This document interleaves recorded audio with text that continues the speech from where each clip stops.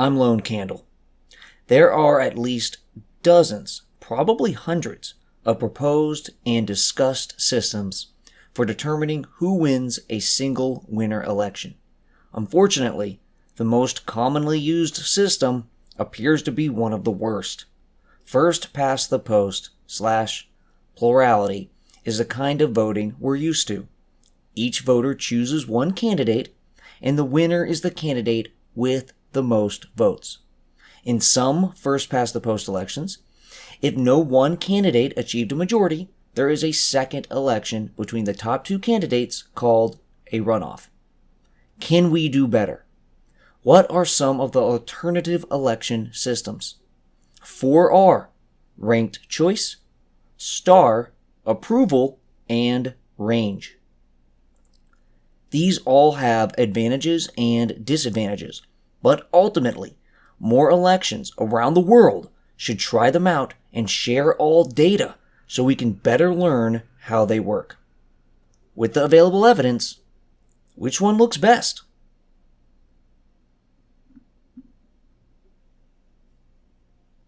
First, what are ranked choice, star, approval, and range? Ranked choice refers to a handful of election systems that involve similar elements. The most common form practiced is, instead of voting for one candidate in a race, each voter ranks candidates in order from most preferred to least preferred. Once all ballots are counted, if a candidate has a majority of first-ranked votes, meaning they are ranked number one on a majority of ballots, then that candidate has won the election.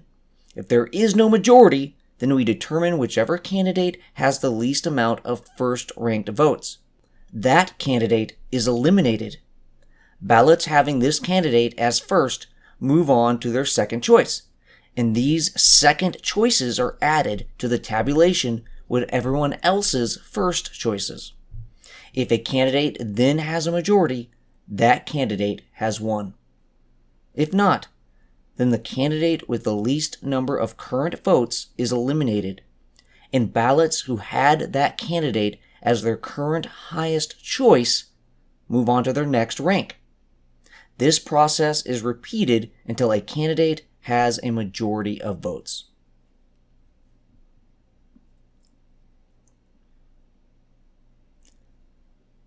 Star voting stands for score, then automatic runoff.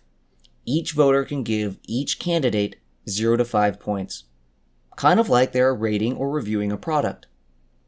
Not giving a candidate any score counts as 0 points. The calculation of a winner is done in 2 rounds. In the first, all the points of each candidate are added up. The candidates with the top 2 scores go into the second round. In the second round, each candidate is given 1 or 0 points from each voter depending on how the voters scored the candidates. If a voter gave one of the 2 candidates more points than the other, then the point goes to the candidate given more points by that voter. If the voter rated the 2 candidates the same, then they both get 0 points from that voter. In this fashion, the votes are calculated and added. The candidate with the most points wins the election. A simple way to think of the second round is like a runoff where the finalist preferred by more voters wins.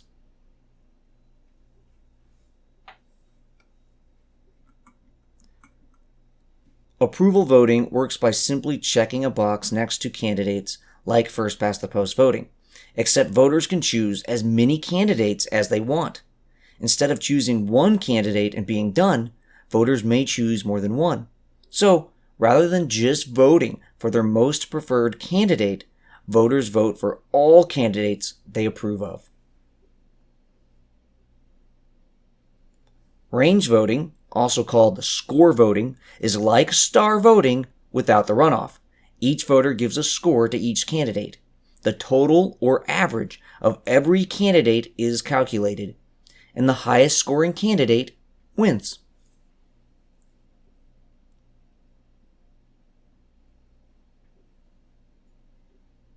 Although it's generally good to look for the best way of doing things, first past the post has some particular problems that incentivize this search. First past the post causes vote splitting and spoiler effects. Vote splitting involves voters having to choose between two or more similar candidates while a very different and disliked candidate is also in the race. If some voters choose one similar candidate and others choose another, it makes them both more likely to lose to another very different candidate who these voters may detest. It can result in an overall disliked candidate being elected, or in forcing one of the similar candidates out of the race so that the other similar candidate can take in most of those votes. This also incentivizes all those who like the similar candidates to vote for whomever is expected to win, and therefore not vote their conscience. This is called strategic or tactical voting, and is opposed to honest voting, where one just votes for the candidate they most want to win.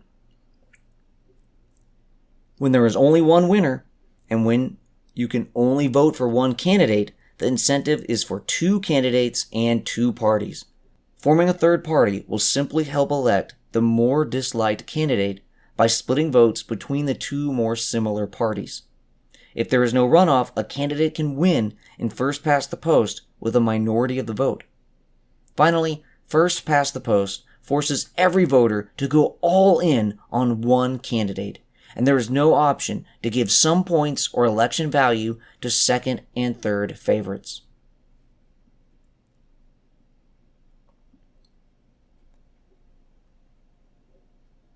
Ranked choice may be an improvement over first past the post in a number of ways.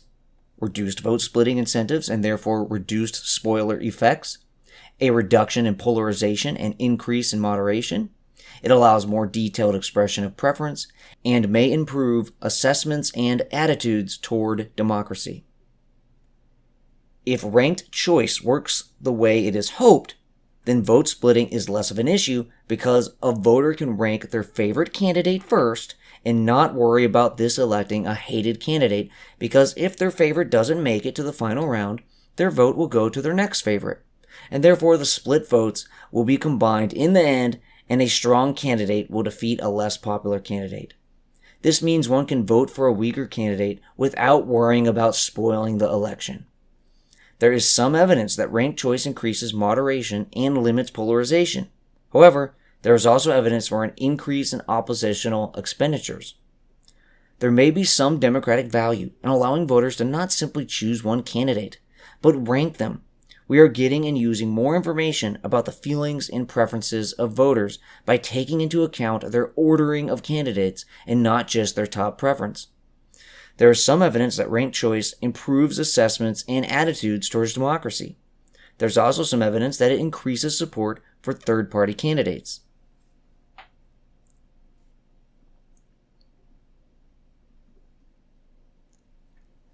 Unfortunately, there are problems with ranked choice. In ranked choice, there are several ways that votes may not count at all or not count in later rounds. If all of a voter's preferences are eliminated before the last round, then the voter's vote has no candidate to transfer to, and the voter contributes nothing in deciding who wins from that point forward. This is an exhausted ballot. It can happen when a voter chooses not to rank all candidates, or if the election limits the number of candidates a voter can rank. Exhausted ballots mean that when ranked choice reaches a majority, it is really a majority of the non-exhausted ballots, not of all voters. A winner can have, and has had, fewer than half the votes of all voters. On average, in competitive ranked choice elections, more than 10% of ballots are exhausted.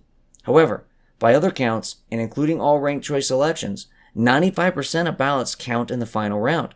Nevertheless, the subcategory of competitive elections are the most important because those are the elections where the outcome is in doubt and where the process is most likely to make a difference. If 1 in 10 ballots, or frankly even 1 in 20, don't get a say in the final round because of how the voting procedure works, that's a serious downside for ranked choice.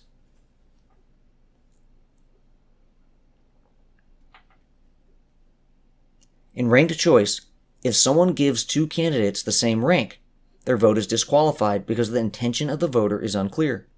This removes that voter's say from the election. Equal rankings, skipped rankings, and double rankings can cause ballots to be thrown out. Based on a ranked choice San Francisco election, such disqualifications are more likely by older, Black, Latino, foreign-born, and poorer voters. So, unless voters can be educated to not make mistakes, the disqualifying of people's votes biases elections against these categories. Because ranked choice is vulnerable to such mistakes, ranked choice biases elections against these categories unless mistakes can be corrected by outreach. In Minneapolis, almost 10% of ranked choice ballots were disqualified, and most of those were from low-income communities of color. In star voting, both equal and skipped scores are allowed, so there are less ways to disqualify a ballot. Disqualified ballots are more likely in ranked choice than first past the post.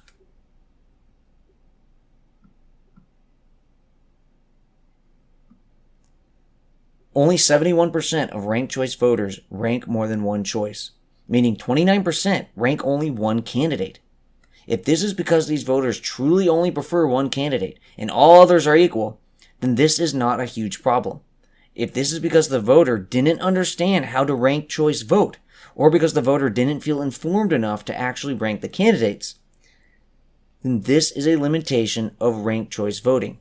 A limitation that advantages the votes of the well-informed and more perceptive voters.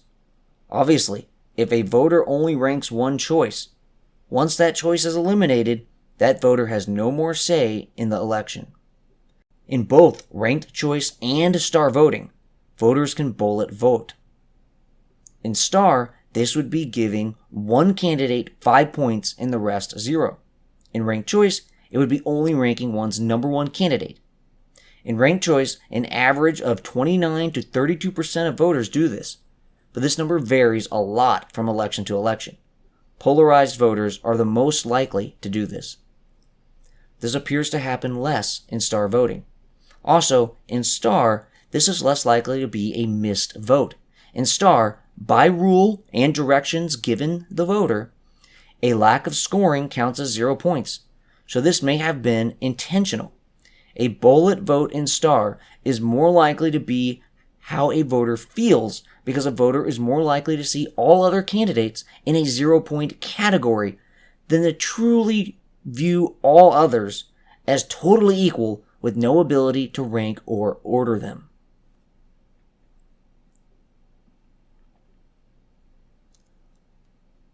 We might think that ranked choice reaches a majority, but this majority is only found by a contrived method that eliminates candidates until only 2 remain. Some candidates who get few first votes and therefore are eliminated early may actually have a lot of support and are regularly ranked higher than remaining candidates. Rather than eliminating candidates because they don't get a lot of first-ranked votes, and therefore eliminating some candidates who are actually ranked high by a lot of people, star voting takes into account all the scores without such an emphasis on whoever was ranked highest.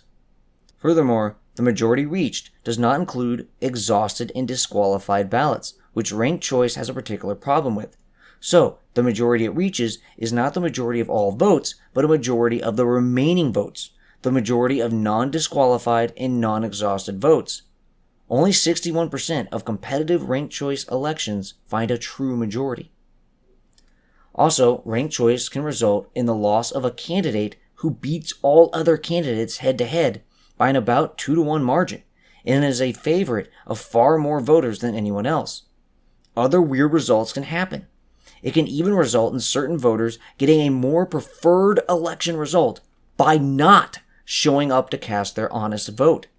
This is called the no-show paradox. The system of eliminating, one by one, the candidates that don't have the highest current top votes can create weird outcomes. It's a kooky and not straightforward system.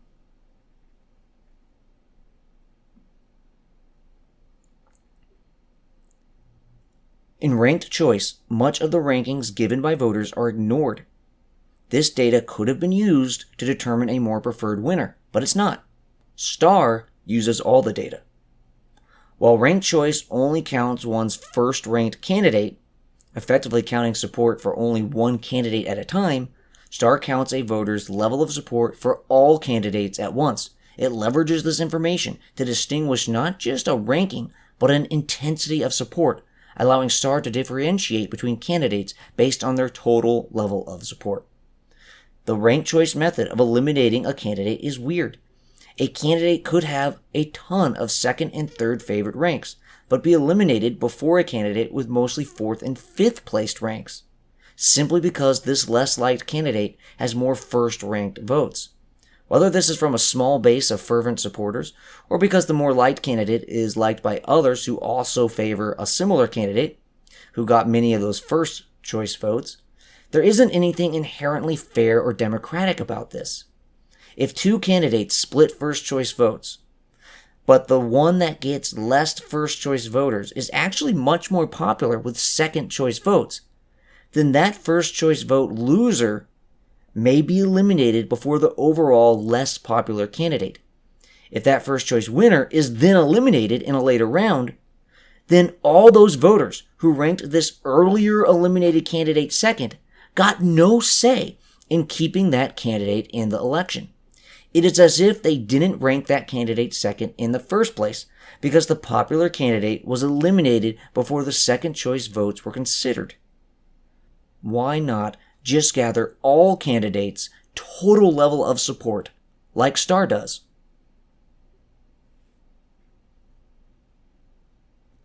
Ranked choice ends up being kind of kooky. Sometimes your vote counts in a round, sometimes it doesn't.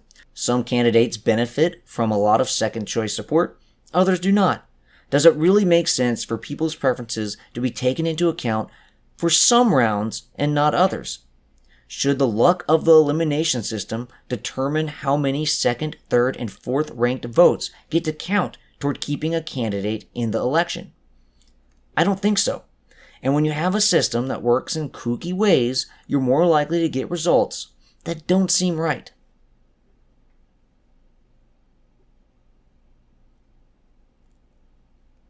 There are two major ways to judge which candidate was the best overall, and we can use these ideas to judge the outcome of an election. One is the best head-to-head winner called the Condorcet winner. This is the winner who, if ran 1v1 against every other candidate, would win each of these head-to-head races. Such a winner can be determined by polling or by using the ranks or scores in a ranked or score-based election. Not all elections have an all-around head-to-head winner. It certainly makes sense that if a person wins 1v1 against all other candidates, then that person should win the election. An election that doesn't select this person as the winner needs to justify its outcome and method in some other way to overcome this deficit. Another way is by utility. We can ask voters how much they would like each candidate to be elected, and then add up or average these scores. It may be that the candidate who gets the most votes in a first-past-the-post election is very disliked by a lot of people, while one who gets less is moderately liked by many who didn't vote for him. Arguably, this second person is a better choice than who got the most votes. We can determine utility by polling, or the score given in a score-based election.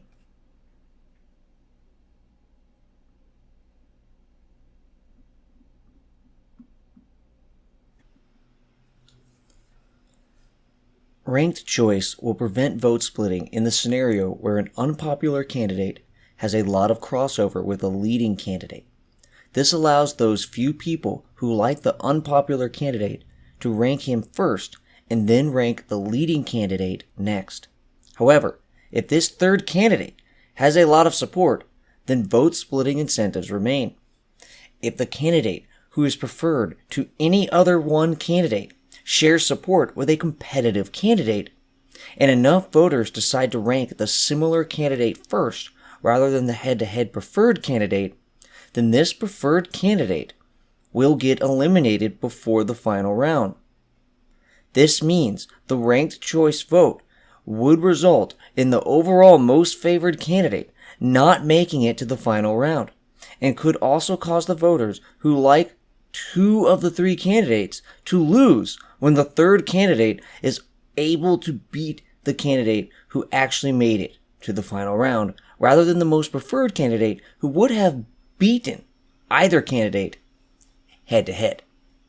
With Star, the level of support for each candidate is taken into account without a candidate needing to survive such a contrived elimination process. To prevent bad outcomes, the voters who like the two similar candidates should all rank the more popular candidate first, so that the less popular one doesn't beat the more popular in the first round just for him to lose to their most disliked candidate in the final round. So, ranked choice does not eliminate strategic voting. People still should not vote honestly if they want to achieve the outcome they most desire. To restate that, in ranked choice, once voters realize that the generally most preferred candidate can lose if they vote their true preference, they have an incentive to vote strategically to make sure that a more disliked candidate can't win. If a voter's second most preferred candidate has a better chance of beating their most disliked candidate in the final round, then a voter will want to make sure their second most favorite survives and is not eliminated, and therefore has the incentive to not vote their honest preference, but instead put their second favorite first to prevent the more disliked candidate from winning. Unless you are sure that your favorite candidate will win in the last round, or if your favorite candidate will for sure be eliminated before a second favorite candidate, then you have the incentive to vote strategically. This is a lot like a first-past-the-post primary. Another problem, ranked choice may incentivize a center squeeze effect, where how people rank candidates ends up favoring more extreme candidates. The Burlington, Vermont 2009 election was a form of ranked choice voting, and it resulted in the loss of both the candidate who can beat all others head-to-head and the plurality winner. This is a real-world example of ranked choice resulting in a winner that seems to not be the best democratic choice. It is also an example of why, in ranked choice, voters should vote strategically to achieve their desired outcomes. The three competitive candidates in the race were Progressive Bob Kiss, Republican Kurt Wright, and Democrat Andy Montrol. Wright won an initial plurality. Montrol was the head-to-head winner. However, Kiss and Wright had the most votes before the final round, which Kiss won over Wright. Although this outcome does show that ranked choice both produced a bad result and incentivizes strategic voting to get the best choice, it's not clear that any of the other systems would have produced a different result. It's hard to say for sure because voters may have voted differently in different systems, and it depends on how strategically the voters voted. In Star and Range, if people voted honestly, the head-to-head winner, Montrol, would have likely won because many progressive and Republican voters would have given him a middling score, while Democratic voters would have rated him high. However, if Republicans and progressives voted strategically by minimizing their scores for Montrol, then the ranked choice result could have happened. The same dynamic may play out for approval. In First Past the Post, either Montrol or Kiss would likely win after one of them won a Democratic primary. So, Burlington could be an example of where other systems would do better than ranked choice, but we can't know that for sure. At the very least, it shows problems with ranked choice. Unfortunately, ranked choice has the characteristic that ranking a candidate higher can cause them to lose. A theoretical model concluded that a lower bound of 15% of ranked choice competitive elections could have this feature. This incentivizes strategic voting. With range voting, it never benefits your favorite candidate to give more points to a less favored candidate than to your favorite candidate. However, it still can be a benefit to lower the number of points to secondary favorites to increase the chance of your number one's victory. Ties and near ties can be difficult for democracy. When an election is very close, it's more reasonable to nitpick every piece of the election system's processes. Think of the Florida Bush v. Gore case in 2000. The Supreme Court had to controversially decide whether another recount could take place, and much discussion and examination was had over hanging chads. In ranked choice, there's a possibility for a tie or near tie in every round of elimination. This means more controversy and more doubt about the election and democracy itself. In ranked choice, all ballots have to be centrally tabulated in order to calculate who is eliminated in each round. So, central offices can't just take vote tallies from the localities who receive the votes, but need to have the ballots themselves to calculate the ranked choice process. For larger scale elections, this means that chain of custody is lost and local audits and recounts are no longer possible. And if local offices have to send corrections, the central tabulations of potentially multiple rounds have to be done all over again. It also may be harder to determine the winner early when absentee ballots could affect who wins out in earlier rounds, affecting the later and more decisive rounds. Additionally, the local rankings don't tell us much about voter opinions compared to star tallies, which actually tell us how many points each candidate got from each locality. In STAR, each locality can sum the scores for each candidate and produce a preference matrix that counts the number of ballots that prefer each candidate to each of the other candidates. The central offices just add up the precinct sums and the precinct preference matrices. The ability to tabulate locally also means audits can happen locally. With ranked choice, voters are required to rank candidates in order. Voters tend to have low information and often won't have much to go on for these rankings. Surveys make clear that even in presidential elections, information about the two major candidates is low. If voters have low knowledge about only two candidates in the most prominent election, how can they rank many candidates in all elections? The ACLU of Kansas has argued that ranked choice voting has decreased turnouts by up to 8% in non-presidential elections. The added complexity facilitates some people not voting. However, the evidence on this issue is light and mixed. While complexity appears to discourage some people from voting, the ability to rank candidates rather than just choose one encourages other people to vote. Compared to first past the post, a ranked choice ballot is more complex. This not only could affect voter turnout, it could cause confusion and increase the number of disqualified ballots. Not every voter will take the time to understand a new voting system, and mentally slow voters may have trouble understanding it even with time. It will always be more straightforward to just choose one candidate than to rank candidates in order.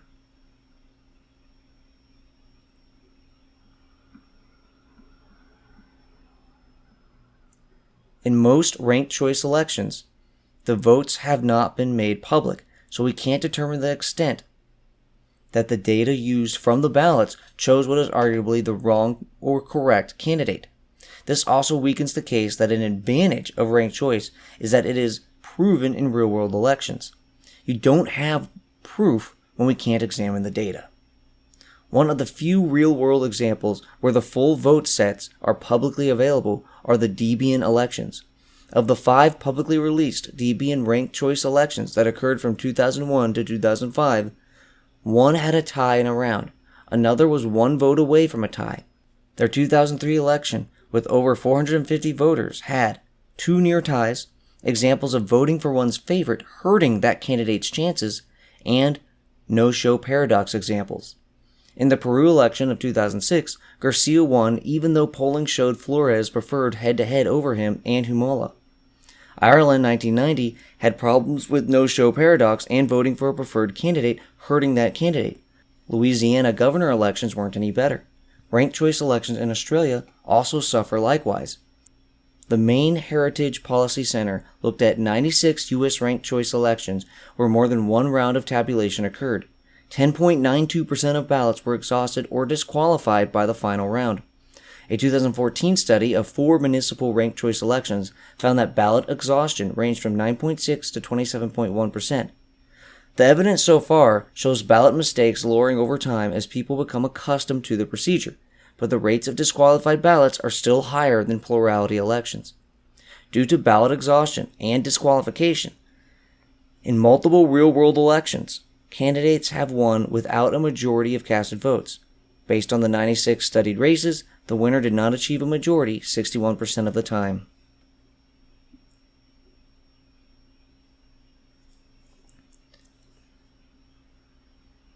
STAR suffers from less drawbacks than ranked choice. Ballots don't exhaust because every candidate's score is counted at once, and each candidate receives a score from every ballot. A no score counts at 0 points. In ranked choice, bullet voting makes ranking impossible. In STAR, bullet voting simply means other candidates receive 0 points. There are less ways for a ballot to be disqualified by a mistake. There is less kooky round elimination tabulation, and the majority is not a contrived majority of non-exhausted and non-disqualified ballots. STAR uses all the voter information to determine the winner, not just whichever candidate happens to be top on each ballot in a current round. There are less incentives for vote splitting and therefore less incentives for dishonest voting. There are less opportunities for controversial ties and near ties, easier logistics, and local results can be audited and have real meaning. Scoring a candidate higher won't harm that candidate. STAR offers flexibility for voters. You are not forced to rank candidates. You can rate 2 candidates equally. You can just vote for one candidate and walk away. You can express a level of difference between candidates. However, STAR has its drawbacks.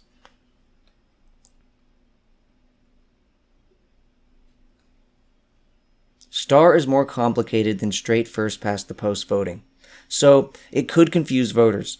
It will need to be emphasized that each voter is essentially giving points, so not scoring a candidate is the same as scoring them 0. If this isn't emphasized, it may be assumed that a no score is equivalent to giving the candidate the average or having one's vote not considered in the averaging of that candidate's score. To be clear, the scores are added, not averaged, but this false assumption may be made. Voters need to be reminded that in the second round, their preference order will determine who their vote goes towards. So it's important to distinguish between candidates when possible. Education may have its limits. Some people will never take the time to understand the implications of a new voting method. Others may have trouble understanding it due to mental limitations. A real cost of STAR compared to first past the post is the complexity and that some people will make mistakes or not understand what they're doing. Another downside is that when it comes to the final 2 candidates, STAR voting can result in a vote being ineffective because the voter rated the candidates equally. Both first past the post and ranked choice don't have this problem with qualified votes. Now, if a voter truly feels that the 2 candidates are equal and has no preference between them, then this is no problem. However, while scoring, there may be multiple factors that go into giving a candidate a score, and a voter may decide to give 2 candidates the same score even if he or she actually has a preference. If forced to choose between the 2 candidates, a voter may vote for one over another even if the voter gave them the same number of points. I feel like there's some fundamental good in a voter getting to choose specifically between the top 2 candidates, and I think a real downside to STAR is people not getting a clear choice between the 2 finalists. People should get to make a clear choice, answering, one of these 2 people will win. Which do you want? If you have even a slight preference, express it. STAR doesn't allow for that because by the time we know who the finalists are, the voting is done. That said, this isn't a deal-breaking problem that overwhelms the advantages of STAR, and I'm willing to live with it. Once people are used to STAR, they will know that to give any candidates the same number of points will be to not choose between them if they are the finalists. And it's not like a vote is simply discarded in this runoff round. The voter expressed in a 0 to 5 score that he or she favors the 2 candidates about the same. So this is not comparable to the inactive ballots that ranked choice produces.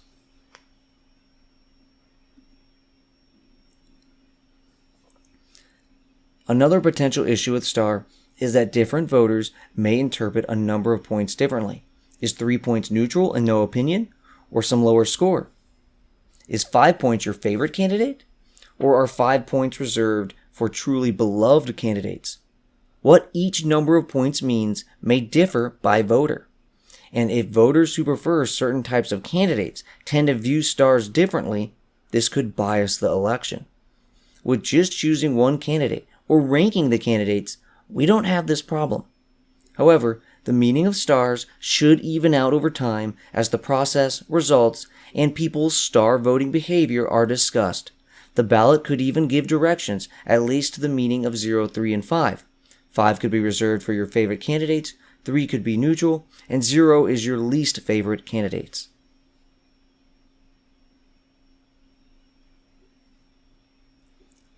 It's possible that the dynamics of the election could create a situation whereby rating a backup choice highly, even if lower than one's highest choice, could hurt one's primary choice and stop one's favorite from entering the final round. The relatively high score for the backup choice, combined with other voters giving the candidate some points, could give the backup enough points so that the primary choice doesn't make it to the runoff. Such dynamics could influence voters into voting strategically rather than honestly. Voters may give points only to their top candidate and ignore the other candidates, essentially treating the ballot like a first-past-the-post system. This would also mean that if their top person didn't make it, they would not get a say between the finalists. However, because voting in such a matter risks not having a say in the final round, voters are incentivized to vote honestly and score candidates according to their preferences. Voters can't know the outcome, and risking a hated or much less preferred candidate beating one's backup choice doesn't seem worth it. Additionally, most voters desire to express their true feelings. In First Past the Post, it is so obvious that a third-party candidate won't win that to express your true preference is foolish, and voting strategically feels less like a sneaky strategy than the only real way to participate in the election. Thus, the opportunity STAR gives to vote a real preference for each candidate, and the lack of clarity on how rating a backup high will affect the final outcome of the election could lead most voters to vote their conscience. The Oregon Independent Party used STAR for presidential and Secretary of State elections. In these, 45% and 49% of voters scored more than one candidate, meaning most voters just gave all their points to one candidate like they would in a first-past-the-post election. In the Secretary of State race, there were 3 Democrats, 2 Independents, and 1 Republican.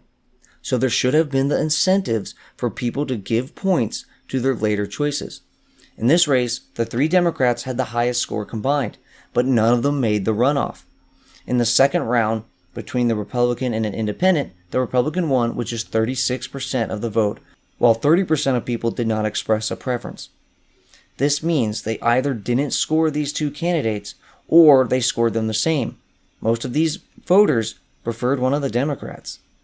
It seems like the Democrats would have preferred the Independent over a Republican, and it also misleadingly seems like Democrats had the most support in this race. By only voting for one person, the Republican with fairly low support won.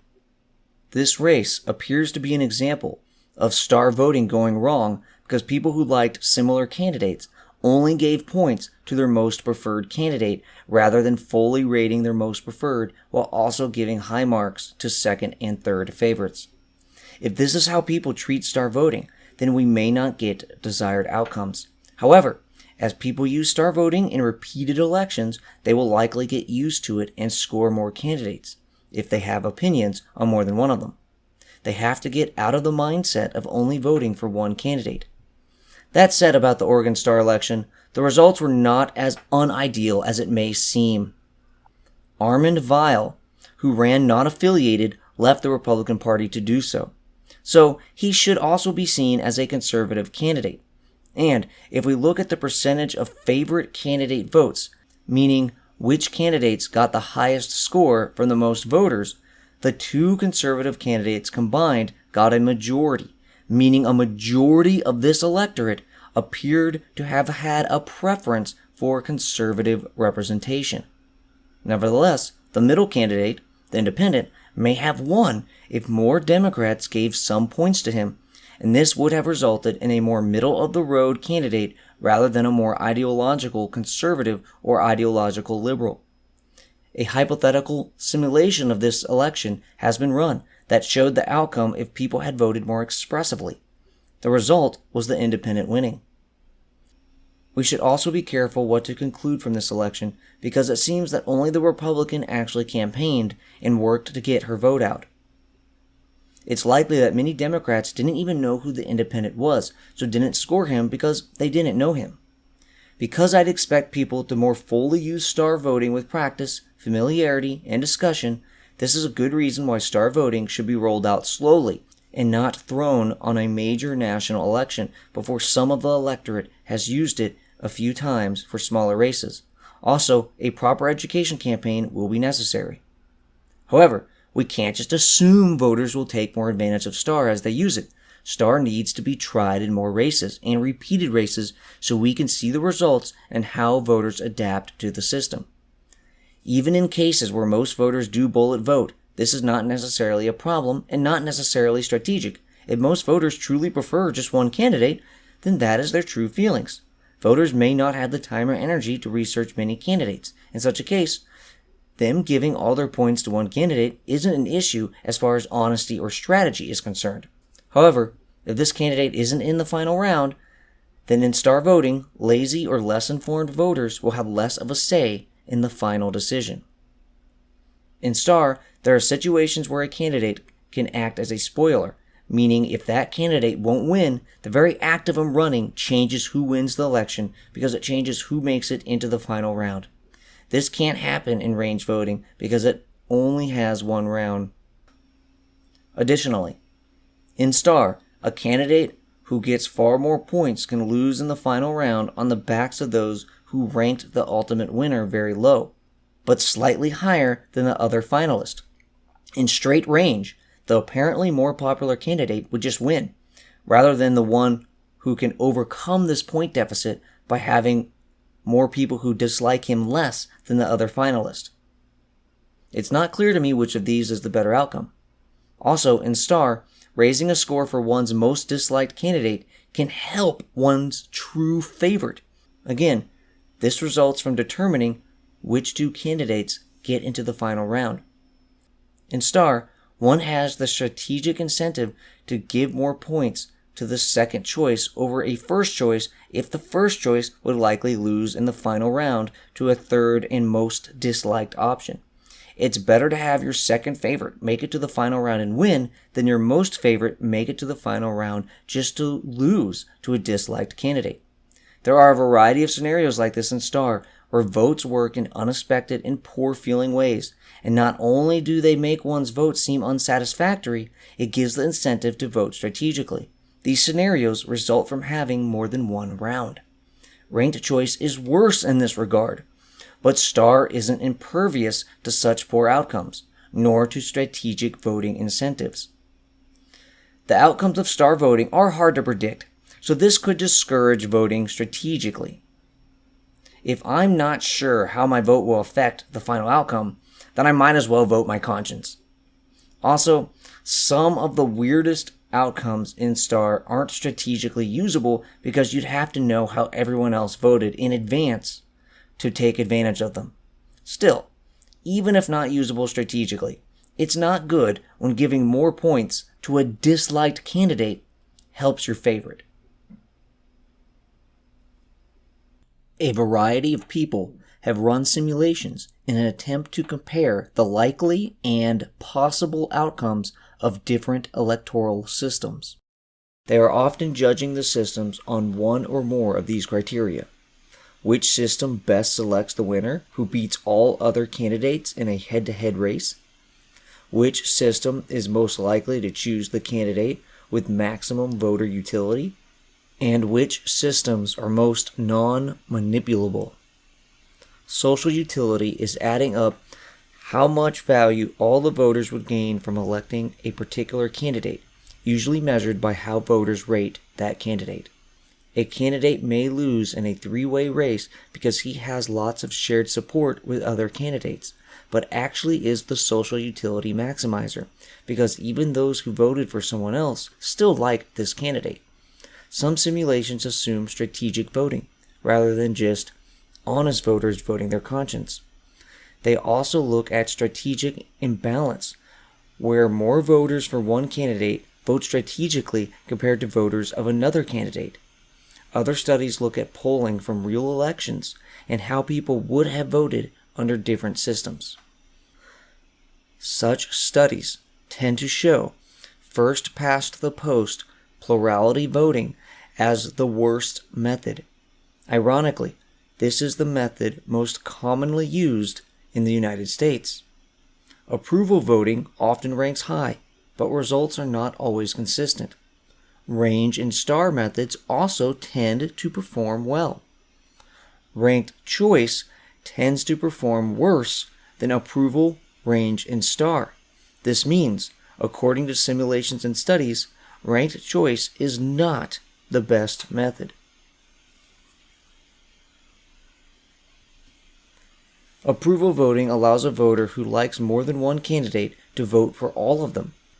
This both allows the voter to be more expressive and can prevent vote splitting because the voter can vote for both liked candidates. Approval voting is one of the best at electing the head-to-head winner, if there is one. If there isn't a head-to-head winner, approval voting does a good job at picking a clear winner based on the second choices, if there is a clear winner.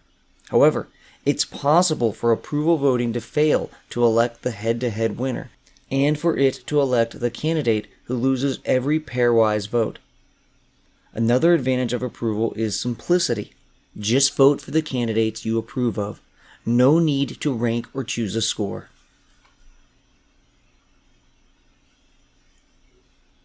One issue with approval voting is that voting for one's second choice candidate could help that second choice candidate beat one's most favored candidate. Approval voting doesn't eliminate strategic voting. Take the situation where you have three candidates, with two similar candidates both liked more than a third. The two similar and popular candidates have about the same share of support. If people don't vote strategically, one of them will win closely. However, this gives voters an incentive to only vote for their most favored so that their most preferred will beat their second choice. However, if too many people do that, the third and least liked candidate can sneak in and win.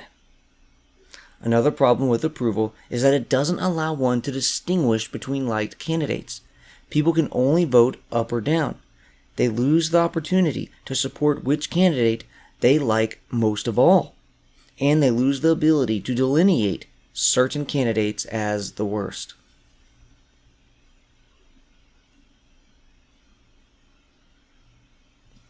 Range voting is simpler than ranked and star. Rather than having more than one round of voting, there is one straightforward round, and who gets the most points wins. Only having one round avoids the kooky outcomes of multi-round elections involving the processes that determine who makes it to later rounds. Only having one round limits incentives to vote strategically based on gaming out who will be alive in later rounds. In range, one cannot hurt their favorite candidate by rating them higher. However, giving a second candidate points can help them beat one's favorite. Although, if a voter scores every candidate, this will only work in a collective way, because the straight no-show paradox, where one could better help their candidate by not voting, is not present in score voting, like it is in ranked choice and star.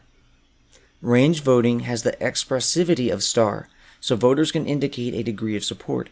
This allows voters to give points to second and third most liked candidates if they want to, rather than being forced to choose just one candidate. Like approval and star, range performs well in simulations and studies. Warren Smith says he has proven with theorems that ranked choice can't solve the vote splitting and lesser evil problems, while range voting does. A main disadvantage of range voting compared to star is that there isn't an opportunity to have a say between the top two candidates. Because only one candidate can win, it feels like everyone should be able to put their marble in on who of the final two is best. With star and ranked choice, as well as first past the post with a physical runoff, every voter has that chance, even if they don't know who the final two will be. In range voting, you just give your level of support and get no final say if who you like is not one of the top two. Essentially, range elects on the basis of voters given utilities, not on majority rule. It may be that despite the advantages of range, we'd prefer a chance for one of two candidates to get a majority. In a two-candidate range race, if one candidate receives 55% of the vote and the other 45%, range could result in the 45% winning because more people feel strongly about that candidate, or because enough of those who prefer the other candidate still give the less liked candidate some points. This violates the majority principle in favor of a utility principle. It's not clear which is better, and the two-candidate race example may be misleading when races are multi-candidate because there may be no true initial majority in a multi-candidate race. Star and ranked choice may eventually produce a, quote, majority, but it isn't a true majority. It is the majority that results after one or more rounds, and this can produce weird results. In ranked choice, this final majority may be only counting a significantly reduced number of voters as some drop due to ballot disqualification and ballot exhaustion. So these other systems don't have perfect ways of executing the majority principle. However, they executed better than range voting. In star, if a candidate exists who gained a majority of voters' highest scores, meaning a majority of voters gave this candidate a higher score than all other candidates, then two other candidates have to both beat the majority winner based on straight scores in order to stop this candidate from getting into the final round where he would win. But in range, only one candidate needs to beat out the majority winner on score. So, star is more likely to give the majority winner the victory than range is.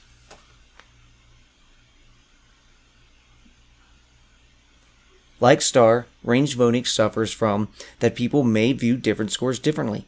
A score of 4 or a score of 2 may be different for different people. Unlike a rank or a choose one vote, it isn't clear what a particular number means. And if different groups of people systematically view this differently than other groups, this could bias the election. It may also be difficult for voters to give scores based on specific candidate characteristics. How many points does a candidate get for being honest? How many for speaking well? How many for agreeing with the voter on the issues? That said, in all voting systems, this is an issue. All these complex factors have to be taken into account to decide who to vote for or how high to rank a candidate. So range and star may not be so different in this regard. Another problem with utility scores is whether they properly capture intensity. Should two people giving someone a score of 3 really overcome one person giving a candidate the top score of 5? The answer isn't clear. If voters know which candidates they dislike, which ones they like, and then have candidates that they don't have strong feelings about, it's possible that many voters give these middle candidates a middling score. In range, a middling score could propel these candidates to victory even though most voters don't know who they are. This is a potential problem for star too, although not if the scores for these candidates are left blank. One advantage of ranked choice over range and star is that the ordinal ranking system doesn't suffer from people seeing a 4 or a 2 or any number differently, because voters don't need to give an ill-defined and subjective score, they just rank candidates in order.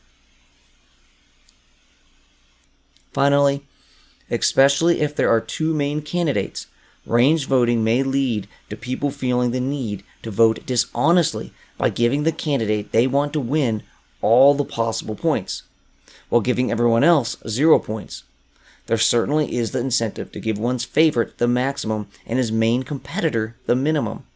If you give points to a main competitor, you are giving that competitor more of an edge compared to another voter that gives the maximum points to the competitor and gives your favorite 0. However, giving points to weaker candidates that one also likes would still make sense, unless one fears that they are also a serious competitor and does not want them to overtake your favorite using the modest number of points that you gave to this other liked candidate. Range needs to be used in more places so we can see the extent that people use it to bullet vote their favorite candidate. If enough voters dishonestly lower their scores for their main rivals in order to increase the chance that their candidate will win, a third and less popular candidate could sneak in and win the election if supporters of the two main rivals decide to give a less popular candidate some points, or if the two main rivals are vote splitting. If polling shows that one's favorite candidate has no chance, it would make sense to give full point value to one's second favorite in hopes that they will defeat a more disliked candidate. This would mean rating a first and second favorite equally for the sake of tactics. Star limits this incentive to an extent by this equal score mattering in the next round if one's favorite by chance does make it and faces the opponent who you're strategically tempted to give just as many points as your favorite.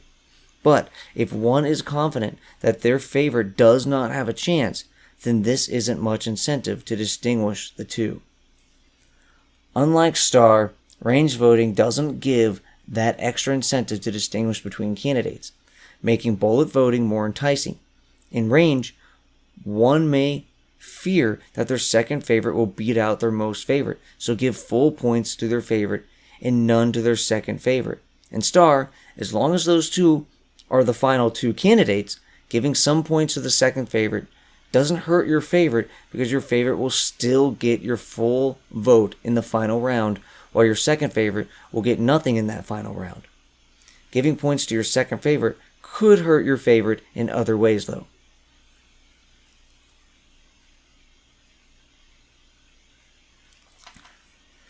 Okay, so what the hell should we do? The most common system, first past the post, clearly has the most problems and performs the worst in studies. However, the biggest up-and-comer, ranked choice, also has shown many flaws and tends to perform poorly in studies. That said, both of these systems have plenty of real-world examples of how they work. We've clearly seen their flaws. Elections are complicated. We don't know how the less tried systems will work. All systems are vulnerable to strategic voting and have downsides. So, what we need is for more elections to try new systems. There's enough evidence to conclude both that first past the post is pretty bad, and that ranked choice doesn't seem great either. Therefore, we should support trying other systems. Although there is no perfect system, the best way we can be confident is to get more evidence. More localities should try approval, range, and star voting. They all appear to be better than ranked choice and first past the post, but we need more evidence before doing a large rollout. Thus far, I believe star and range look the best. They perform well in studies and simulations, are less kooky and more straightforward than ranked choice, and seem to give less incentives for strategic voting compared to all others. However, that in theory and simulations they are better is not conclusive evidence. We need places to repeatedly try these voting systems so we can study their outcomes and how voters and candidates adapt to the new systems. Studies find that the same election system can have different effects in different environments, so we need these systems tried in a variety of places. If voters adapt well and the outcomes appear better than other systems, then more and more elections should switch to these methods.